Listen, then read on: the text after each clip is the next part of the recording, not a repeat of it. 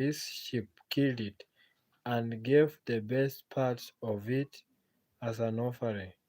The Lord was pleased with Abel and his offering, but he rejected Cain and his offering.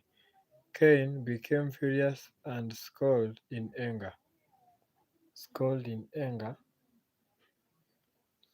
Then the Lord said to Cain, "Why are you angry? Why that scowl on your face?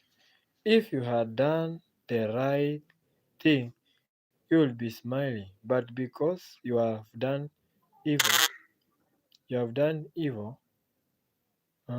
done evil, Maskia. But because you have done evil, sin is crouching at your door.